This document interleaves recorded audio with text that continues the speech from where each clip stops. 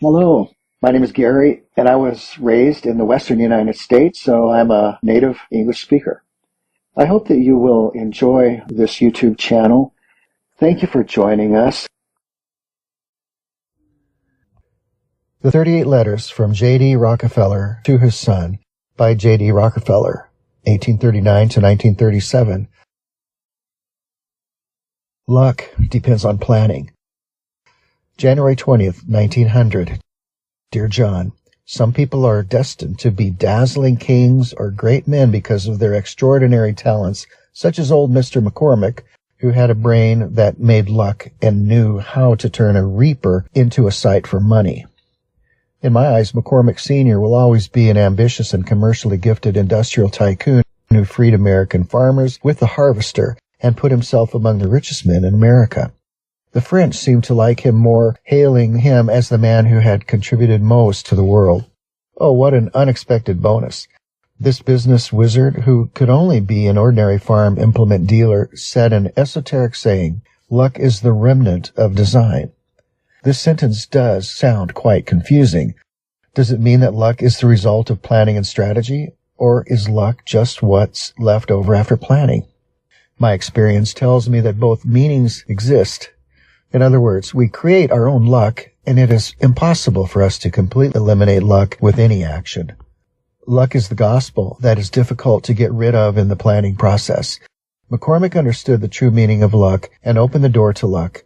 So, it's no surprise to me that McCormick Harvester can be marketed around the world as a product that never sets.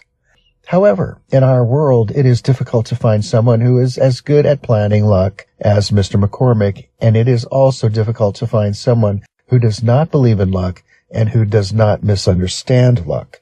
In the eyes of ordinary people, luck is always innate, and as long as they find someone who has been promoted in the position, has a great success in the business world, or succeeded in a certain field, they will say casually, even in a contemptuous tone, "This man is so lucky that luck helped him."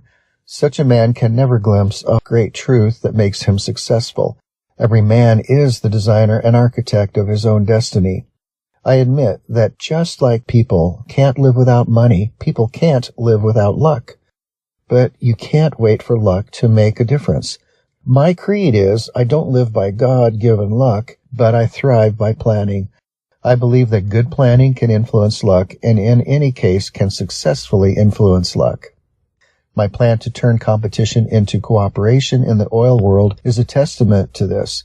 Before that plan began, the refiners fought their own way, greed for profit, and the result was a devastating competition. This competition is certainly a boon for consumers, but falling oil prices are disasters for the refiners. At that time, the vast majority of refiners were doing business at a loss and were sliding into bankruptcy one by one. I know very well that in order to be profitable again and make money forever, we must tame the industry and let everyone act rationally. I see it as a responsibility, but it's hard to do, and it requires a plan to put all the refining operations under my umbrella. John, to be a good hunter on the hunting ground for profit, you need to think hard, do things carefully, be able to see all possible dangers and opportunities and things. At the same time, study, like a chess player, everything that may jeopardize your dominance. I thoroughly studied the situation and assessed my strength and decided to make my base camp Cleveland as my first battleground in the war to rule the oil industry.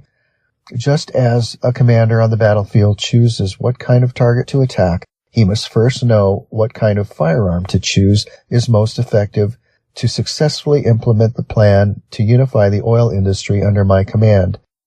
A means of thoroughly solving the problem is required. That's money, and I need a lot of money to buy those refineries that make overproduction. But the little money I had on hand was not enough to realize my plan, so I decided to form a joint stock company and bring in investors from outside the industry. Soon we incorporated the Standard Oil in Ohio with millions of assets, and the capital expanded substantially, 3.5 times the following year. But when to do it is a matter of knowledge. Visionary businessmen are always good at finding opportunities in every disaster, and that's what I did. Before we set out on our journey of conquest, the oil industry was in disarray. 90 of Cleveland's refiners were already overwhelmed by increasing competition, and if they didn't sell their plants, they would only watch themselves die. This is the best time to acquire a rival. It may seem unethical to take an acquisition at this time, but it really has nothing to do with conscience. Enterprises are like battlefields, and the significance of strategic goals is to create the most favorable state for oneself. Out of strategic considerations, the first target I chose to conquer was not the vulnerable small company, but the most formidable rival, Clark Payne. This company is well known in Cleveland and ambitious to eat my star refinery. But before the opponent decides, I always have to strike first. I took the initiative to meet with Clark Payne's largest shareholder, my old high school friend, Mr. Oliver Payne, and I told him that the chaotic downturn in the oil industry was over.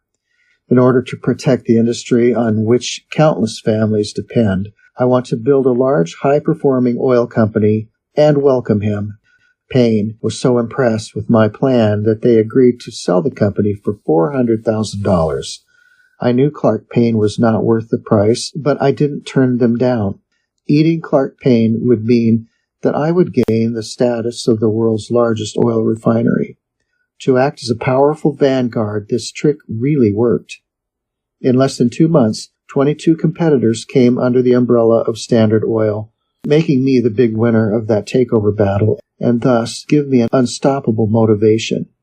In the following 3 years, I successfully conquered the refiners in Philadelphia, Pittsburgh, and Baltimore, and became the only master of the oil refining industry in the United States.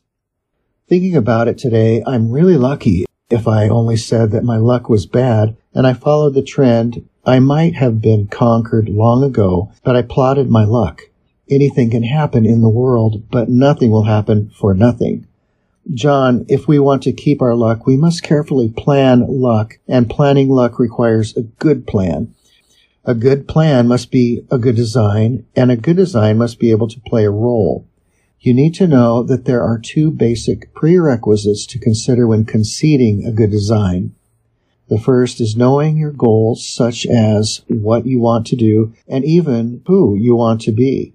The second is knowing your goals. It is to know what resources you have, such as status, money, relationships, and even abilities. The order of these 2 basic conditions is not absolutely irreversible. You may have an idea and a goal before you start looking for goals suitable for these resources. You can also mix them together to form the third and fourth methods. To achieve the goal, you have to selectively create some resources and maybe have some resources and a certain goal.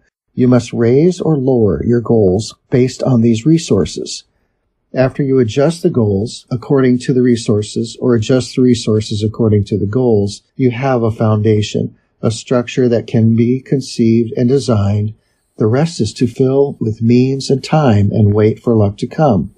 You need to remember, my son, to design luck is to design life. So while you wait for luck, you need to know how to channel it. Give it a try.